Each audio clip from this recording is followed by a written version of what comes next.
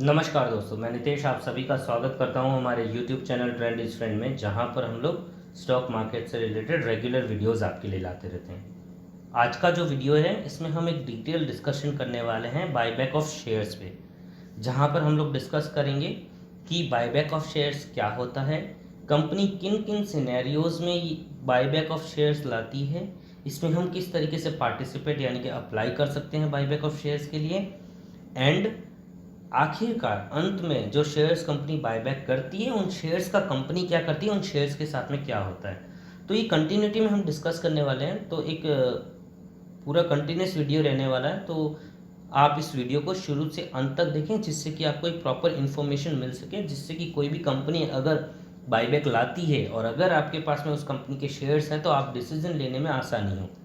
चलिए वीडियो शुरू करते हैं। उससे पहले अगर अभी तक आपने हमारे चैनल को सब्सक्राइब नहीं किए हैं तो चैनल को सब्सक्राइब करें एंड बेल आइकन को ज़रूर क्लिक करें, जिससे कि आपको आने वाले सारे वीडियोस की नोटिफिकेशन मिल सके। एंड अगर अभी तक आपके पास में कोई डीमैट अकाउंट नहीं है तो अपस्टॉक्स एक आपके लिए अच्छा ऑप्शन हो सकता है, या अगर आप डीमैट अकाउंट ओपन करना चाहते हैं तो अपस्टॉक्स के साथ में डीमैट अकाउंट ओपन कर सकते हैं, बिकॉज इनका कोई भी अकाउंट ओपनिंग या अकाउंट मेंटेनेंस चार्ज नहीं रहता है। एंड साथ ही साथ इनका इंटरफेस जो यूज़र इंटरफेस है वो काफ़ी सिंपल है, मैं खुद पर्सनली यूज़ करता हूँ। एंड साथ ही साथ अकाउंट ओपनिंग अगर आप डिस्क्रिप्शन में जो लिंक है वहाँ से अगर आप अकाउंट ओपन करते हैं तो एक वेलकम बोनस के तौर पे आपको 100 रुपीज़ का अमाउंट आपके डीमैट अकाउंट में मिलता है अकाउंट एक्टिवेशन के बाद में। चलिए ठीक है, वीडियो आगे बढ़ाते हैं। वीडियो को शुरू करते हुए सबसे पहले डिस्कस करते हैं कि बायबैक ऑफ शेयर्स क्या होता है। तो जो कंपनी होती है वो खुद अपने एग्जिस्टिंग शेयर होल्डर्स से अपनी कंपनी के शेयर्स खरीद लेती है, रीपरचेज कर लेती है, खरीदती है। इस प्रोसेस को बायबैक ऑफ शेयर कहते हैं। तो नॉर्मली कंपनी जो होती है, जो मार्केट प्राइस होता है उससे एक प्रीमियम यानी कि हाई प्राइस कंपनी ऑफर करती है।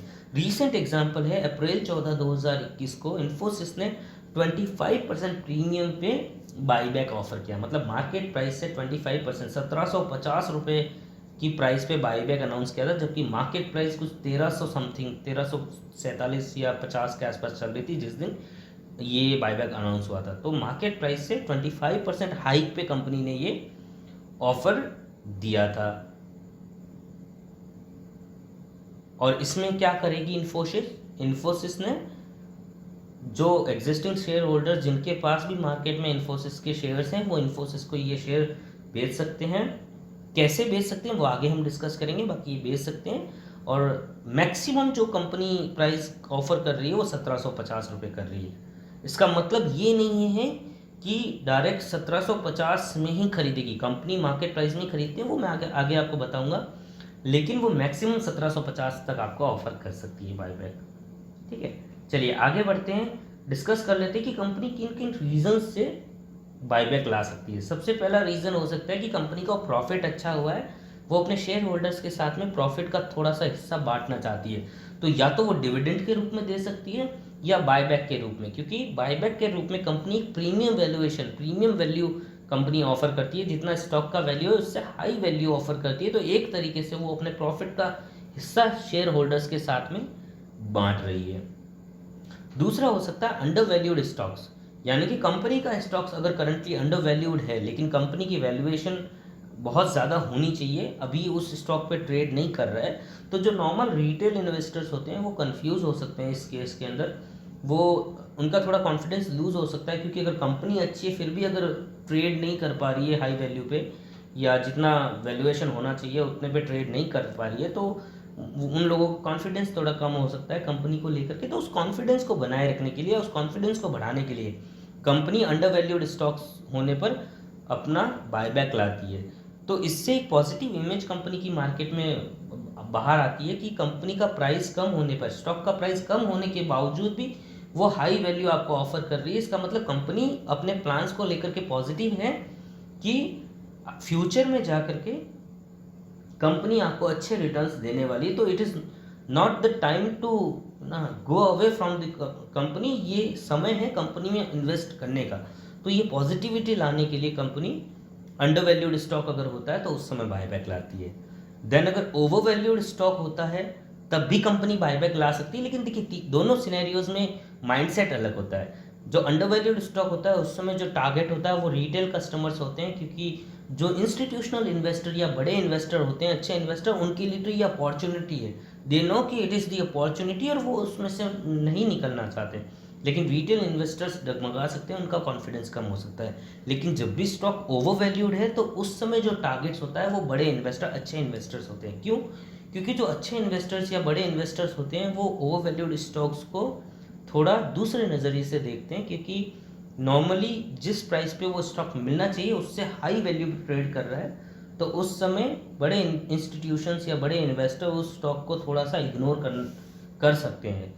तो उसकी वैल्यूएशन को डाउन करने के लिए, कंपनी की या शेयर्स की वैल्यूएशन को डाउन करने के लिए कंपनी बायबैक लाती है। ये किस तरीके से होता है मैं आपको हल्का सा आइडिया दे देता हूँ। जब भी कंपनी किसी स्टॉक को बायबैक करती है तो उससे मार्केट लिक्विडिटी कम हो जाती है कंपनी की, यानी कि कंपनी के जो outstanding stocks, number of shares होते हैं मार्केट में, वो कम हो जाते हैं। जब भी नंबर ऑफ स्टॉक्स यानी कि नंबर ऑफ शेयर मार्केट में कम होंगे तब ईपीएस, अर्निंग पर शेयर बढ़ता है, क्योंकि अर्निंग पर शेयर जो कैलकुलेट किया जाता है वहां पर जो फॉर्मूला यूज होता है वो होता है प्रॉफिट ओवरऑल, मतलब प्रॉफिट डिवाइडेड बाय आउटस्टैंडिंग जितने भी आपके शेयर्स हैं मार्केट में। ठीक है, तो इससे अर्निंग पर शेयर निकलती है, पर शेयर अर्निंग कितनी हुई है। अब डिनोमिनेटर में जो चीज़ है वो है नंबर ऑफ शेयर्स, तो नंबर ऑफ शेयर्स अगर कम हो जाएंगे तो ओवरऑल वैल्यू जो है वो बढ़ने वाली है, यानी कि अर्निंग पर शेयर बढ़ जाएगा। अब अर्निंग पर शेयर बढ़ने से आपकी वैल्यूएशन कैसे नीचे आएगी ये समझते हैं। कंपनी की वैल्यूएशन का जो सबसे मेन रेशियो होता है वो होता है PE ratio, price to earning ratio, जो कि कंपनी की वैल्यूएशन को दिखाता है। Price to earning ratio calculate कैसे किया जाता है? कंपनी की जो करंट मार्केट प्राइस चल रही है, जो शेयर की करंट प्राइस चल रही है, उसको डिवाइड किया जाता है अर्निंग पर शेयर से, ईपीएस से। अब अगर ईपीएस यानी कि जो डिनोमिनेटर में है अगर वो बढ़ रहा है, क्योंकि बायबैक के कारण नंबर ऑफ शेयर्स कम हो गए तो ईपीएस बढ़ा है, और अगर ईपीएस बढ़ेगा तो जो ओवरऑल पी रेशियो वो कम हो जाएगा, क्योंकि जब भी डिनोमिनेटर में कोई चीज़ अगर वो बढ़ रही है तो ओवरऑल वैल्यू को वो कम कर देती है, तो पी रेशियो कंपनी का कम हो जाएगा। अब कंपनी का पी रेशियो जो कि उसकी वैल्यूएशन दिखाता है, जो कि हाई ट्रेड कर रहा था, अगर वो नीचे आ जाएगा, कम हो जाएगा, तो ऑटोमेटिकली कंपनी की वैल्यूएशन कम हो जाएगी। जो ओवर वैल्यूड स्टॉक था वो नॉर्मल प्राइस पे या अंडर वैल्यूड भी आ सकता है, वो डिपेंड करता है कंपनी कितना बायबैक ले रही है। तो आई थिंक इन्फोसिस ने भी इसी कॉन्सेप्ट को लेकर के ये बायबैक लाया होगा, बिकॉज कंपनी अंडर वैल्यूड है नहीं। तो यहाँ पर दो ही रीज़न हो सकते हैं कि या तो कंपनी अपना प्रॉफिट डिस्ट्रीब्यूट करना चाह रही थी और वो डिविडेंड के थ्रू नहीं बायबैक के थ्रू देना चाह रही थी इस बार, या फिर वो काफ़ी ज़्यादा ओवर वैल्यूड स्टॉक ट्रेड कर रहा है और कंपनी चाहती है कि कंपनी के जो वैल्यूएशन है उसको थोड़ा कम किया जाए, इसीलिए हो सकता है। ठीक है, तो ये सारे रीजंस होते हैं जिनके लिए कंपनी अपना बायबैक लाती है। चलिए आगे देख लेते हैं how to apply for it, यानी कि इसमें हम पार्टिसिपेट कैसे कर सकते हैं। तो इसका कोई पर्टिकुलर प्रोसेस नहीं होता है। कंपनी जैसे आईपीओ के लिए तो बाकायदा अप्लाई करना पड़ता है, जब भी कंपनी आईपीओ लाती है। बायबैक के लिए कुछ अप्लाई नहीं करना पड़ता, क्योंकि कंपनी कुछ अलग से बायबैक नहीं करती है।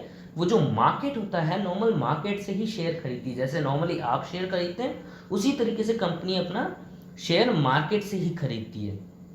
तो इससे कुछ अलग प्रोसेस नहीं है, नॉर्मल जैसे आप शेयर्स बेचते हैं वैसे आपको अपनी प्राइस देनी होती है। जब भी मार्केट ओपन होता है, जैसे ही मार्केट कंपनी अनाउंस कर देती है उसके बाद में मार्केट ओपन प्राइस पे कंपनी शेयर्स खरीद लेती है।